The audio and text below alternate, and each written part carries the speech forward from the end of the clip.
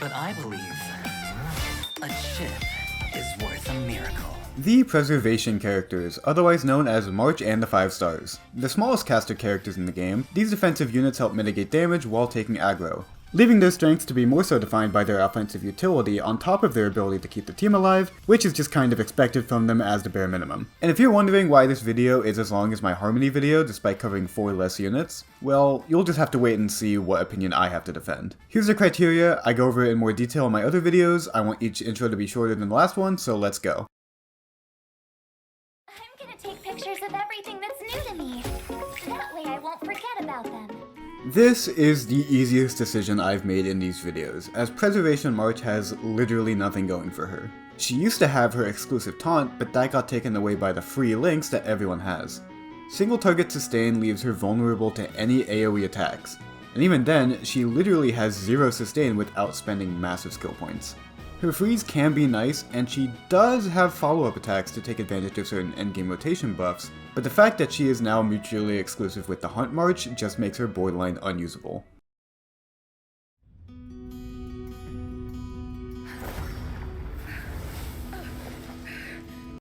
I am so nostalgic with this unit, as it took me a very long time to get Bailu when the game started, leaving me with this unit as my second sustain on my account. These days, can they solo sustain? Well, at max investment, maybe, but only if your team is strong enough to clear before being attacked too much. What March has over them is a cleanse, but what they bring to the table is their exclusive AoE taunt. This is amazing for Acheron teams, as the taunt not only counts as a debuff, but it guarantees that they can stack trend on every hit, while making sustaining easier through taking damage for the team. It also helps that Acheron teams are not as hurt by them taking energy away by being hit, as Acheron doesn't have a normal ult bar. Outside of Acheron, well, nowadays you get Lynx and Natasha for free, so there's no real reason to use him over them without his niche being useful, especially since, like March, this unit is now mutually exclusive with one of the best supports in the game.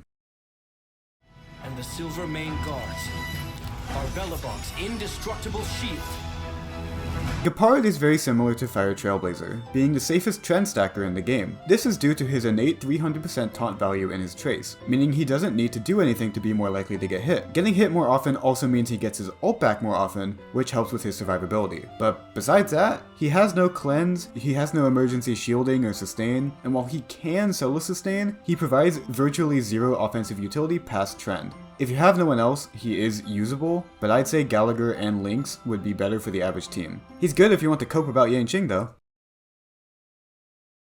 But I believe a chip is worth a miracle. And we may as well, while we're at it, The future sits within my reach. As clear as daylight. alright, you see the time bar, now we get to the real meat of the video. From what I can tell, this opinion is very unpopular, but overall, I see Fushuan as slightly better than Aventurine, and now I have the space to fully explain my reasoning, so strap in. To illustrate my point, let's first go over each unit's biggest strengths. Aventurine is SP positive, has offensive utility through his ult crit damage taken debuff on a single enemy, he has sizable personal damage, he provides the team with 50% effect res, and he has a follow-up attack, which gives him specific utility to certain units, such as being able to push forward Numbi.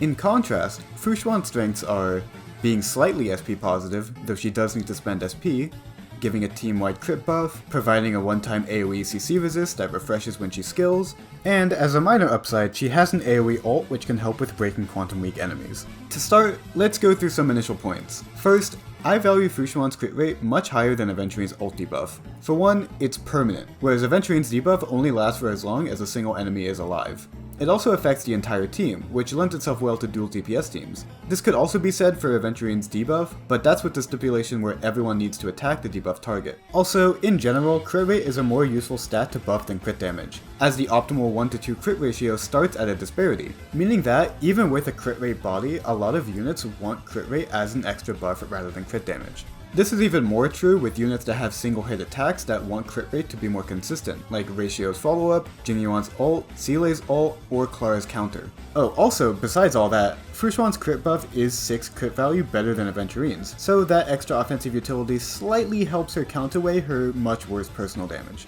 Second, I think guaranteed CC resist on a cooldown is more useful than a team-wide effect risk buff, as you can control when to fully negate an enemy's attack, rather than relying on RNG even when you're deep into a run. Third, the elephant in the room is her SP usage. Here is where I want to illustrate my point with Fushuan. She is not as needy with stats. For Aventurine, there is often a give and take with where he allocates his stats that compromises some of his strengths. If you use Trend, your shields and damage aren't as strong. If you run speed boots for faster SP generation, your shields and damage aren't as strong. And if you run either a crit damage body or an imaginary damage sphere, your damage gets better but your shielding is worse. With Fushuan, even with speed boots or an ERR rope, the latter being very optional, she is still able to sustain perfectly fine, even with Trend. This is probably the thing that I want to be the most clear of in this entire video. The people who say that they have trouble sustaining large AoE attacks with Fushuan do not know how to properly build her. Fushuan, even with 155 plus speed, is tanky enough to survive these attacks, and I would rather not count this as a valid downside to her kit. For my personal context, I have used E0S0 Fushuan since she came out, and I have an E0S1 Aventurine as well. On Fushuan's first rerun, I also grabbed her first Eidolon, but I still have a year's worth of experience of using her at a baseline. She has maybe died 1 or 2 times in all of my time using her, and well, the same goes for Aventurine, both being due to bad RNG. To be fair, you can take or leave my anecdotal data, but well, truth be told, my Fushuan isn't even that well built, so I can't see why people have such a hard time using her as a sustainer. But back to my main point, being able to be more lenient in stats makes it easier for her to run speed, making her SP generation not as bad as it initially seems. And this is pretending that Aventurine never skills, which is just not the case a lot of the time. It is true that Aventurine has the edge on follow-up teams that prefer his utility. He's able to constantly follow-up attack to refresh their shields through their own attacks. But this is not true for every team. For example, in slow Bronya teams, like with Boothill or Jingliu, the carry burns through their turns too fast for their shield duration, leaving them completely shieldless unless the enemy is constantly attacking. This is even worse for Boothill, who literally taunts the enemies. So while a lot of teams do prefer his specific utility, I don't want to pretend that he is more universal than Fushuan, whose offensive utility is more widely applicable while giving more use to non-follow-up dual DPS teams. When it comes down to it, Aventurine past a specific niche gives pretty okay damage and a single target debuff, which I see as less useful than a permanent crit rate field through and through. Okay, this is going on for way too long. If you still disagree with me, that's completely fine. I know I am in the vast minority with my opinion. But at the very least, I hope I have illustrated my opinion and stance well enough for my take to be understandable. That's everything. Subscribe to here and my TikTok, watch my other lists if you haven't already. Bye!